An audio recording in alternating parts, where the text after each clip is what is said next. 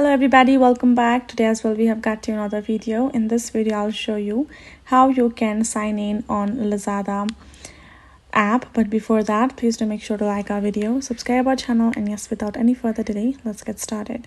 So for that, simply go ahead, open up your Lazada app on your phone, and then from over here you're simply gonna go ahead, tap on this option of account at the bottom.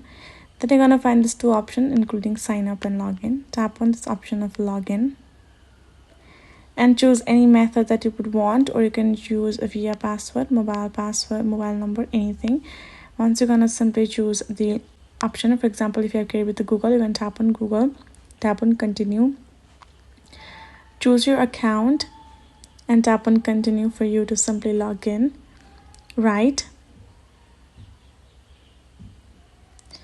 And then simply enter your phone number for further, and then that is it, you are simply good to go. Or you can also choose to add the code via WhatsApp. First you simply have to enter your number for the particular designated country, or you can fill in letter. You're gonna go back and there you go, your account has been logged in, and that is it. So that's how you can do it. Hope this video was helpful to you all. Thank you so much for watching, and yes, I'll see you guys in our next video.